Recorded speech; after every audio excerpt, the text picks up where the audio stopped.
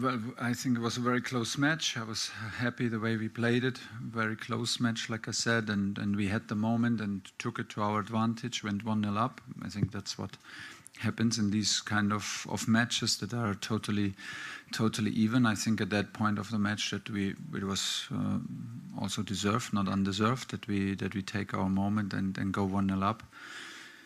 Unfortunately and strangely enough, it marked then a complete momentum switch in the game.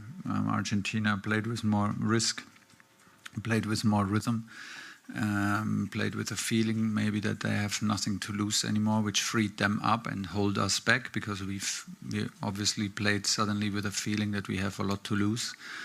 So we dropped immediately back into a deep block, which is also not a problem, but we could not. We struggled to stay active in that deep block, and we struggled to defend crosses in the deep block, and we struggled to get physical on the runners into the box. Argentina then made changes with 4 strikers, wide wingers, 2 strikers in the middle. So we trying to adapt to that in a back 5, which is a wider structure, and to have a shorter distance to the players that took the crosses. But it was difficult for us. We could not find any duels. We could not find any ball possession anymore,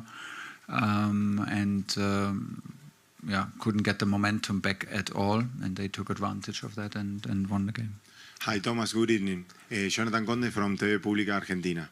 Do you think best team wins the game? Like I said, I think it was a total even game, and it's always the story is always told from the back. So if you see the last half an hour, it was deserved for Argentina. If you see the first 55 minutes, I think it's quite deserved that we are 1-0 up. Like I said, I think it's 2 completely different matches.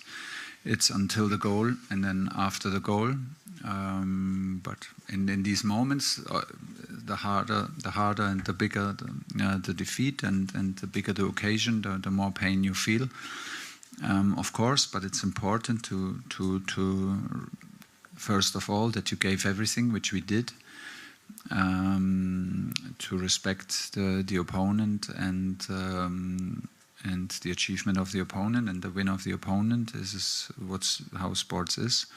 And the second, which we also do, and the second one is then to bounce back, like always, show a reaction, learn from it, is what we have to do in the next month. Okay, Thomas, in this tournament, we've praised your decisions a lot, and a lot of people have said they've been what have got us here a lot of the time.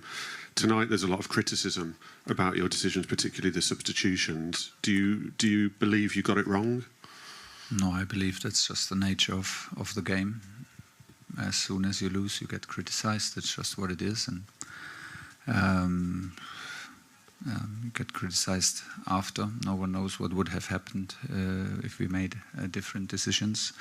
So it makes no sense to engage in that and lose my head. I'm responsible for them. I took them, so I take the criticism. That's just the way it is. Mike. Hi, Thomas. You've spoken a lot at this tournament about the mentality of the players. But tonight we've seen, it seems to be a very English thing that we get to the latter stages of tournaments, we get the first goal and then we defend. Do you think there is a problem, or do you think it's just a football situation? I love to see these things in a football matter and through football classes. So first of all, I always think it's solvable on the football field. I don't believe so much in an English thing and in a curse or whatever, or in like history repeating itself in these moments. It's just like it's different coaches, different players, different situations, different opponents. So I think basically I believe in the football thing, which for me still as a football coach cost us today, because I think we were just not active enough. In any structure, we were not active enough in our 4-4-2, and we were not active enough later in a 5-3-2, and not in a 5-4-1. Active meaning we didn't find any duels anymore. We didn't find any activity anymore. We couldn't get close anymore to play on the ball. That's why we couldn't get. We struggled to defend the crosses. The positioning in the box was better then because we had per se 3 central defenders, but we didn't stop the runners into the box. So we were not physical enough in the second line. And I think you can defend active in a 4-4-2. You can defend active in any formation. You can get ball possession in any formation.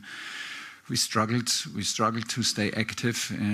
We could not get any ball possession to escape the pressure and to turn the momentum around.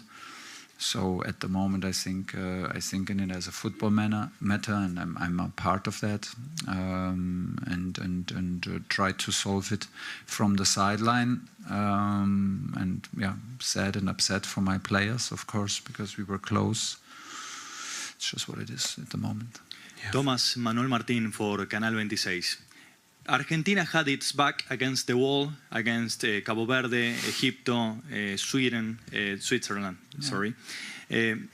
Why does it seem that Argentina has always an extra life? And what role do you think that the Argentina crowd played at the game? Well, the support is outstanding. It felt almost like an away game, of course. But we knew that, and we matched it. And I think it was like I said, from us, a performance that we can be proud of. It was a big occasion. It was a big opponent. We tried to eliminate the world champions. We tried to eliminate an experienced group of players in tournament football. I think that they play their best basically when they go behind, when they take a lot of risk. You see the full quality on the ball. Then they have a lot of ball possession, go through every gap, and they're just very, very competitive.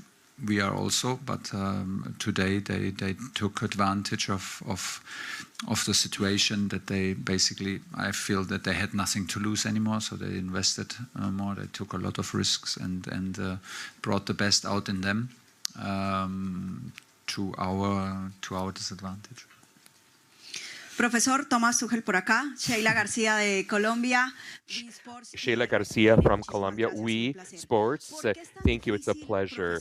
Why, Coach, is it so difficult for the last opponents of Argentina to keep this advantage when you were up, of course, because they were suffering, and then they turned the trend all over, and then they got the advantage, and they begin once again. Why can the opponents not keep up all of these results after this World Cup? Would you still want to be? Are you still going to remain as the head coach of England after this World Cup as well? Second question. Yeah, first of all, the World Cup is not over. It's still a match to play. We're not looking so much forward to, but there's still a match to play, and then there's, of course, then we keep on going for contract until the home Euros, and I'm looking forward to that. Even like now, it's difficult to look that far ahead. I think in the culture, basically, of the Argentinian team, of South American teams, is ball possession plays a crucial role.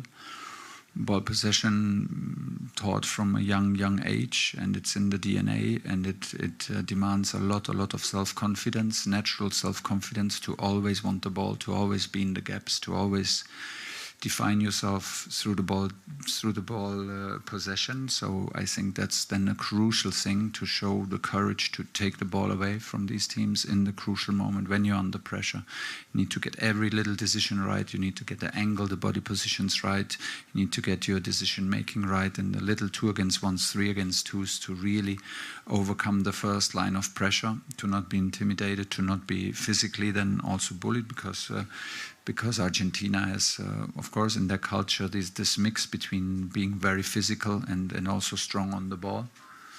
But listen, it's not the first time. Like sometimes when you concede, it frees something up in you, and you play with more freedom. You play with the mindset of that you have nothing to lose anymore, because you're anyway down, and you regain this momentum. This is what happened today.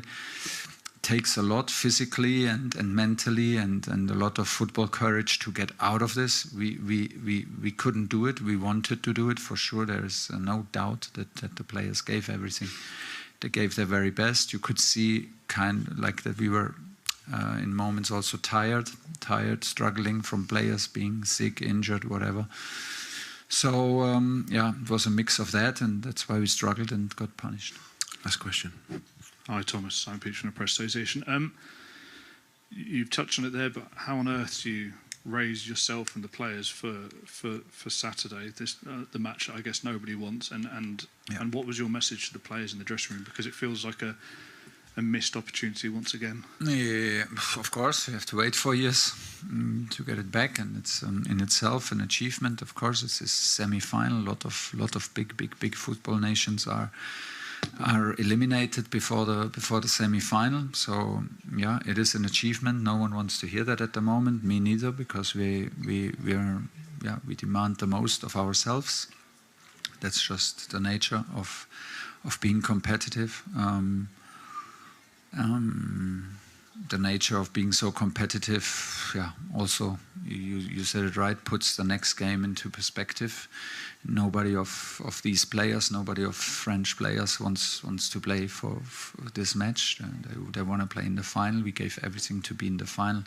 Everyone plays to win the World Cup, but it is what it is. So we have for a day less and to recover, but we will do it professionally, of course. And I didn't say a lot. Everything what you say in the nothing what you say in the dressing room can take away the pain or the disappointment. Of course, we all know these moments. So I said, let's take it with respect. Let's take it with. Let's digest it first. Accept that we gave everything. That is a big part in a defeat. Did we do everything to arrive in this semi-final? Did we give everything? 100% we did, and I think the fans will realize that and do realize that. The second of all is to bounce back, to react. That's what you have to do on highest level in sports. It's what is demanded and what we will do. Thank you very much. Cheers. Thank you for coming. Thank you also to Thomas and Andy. And that concludes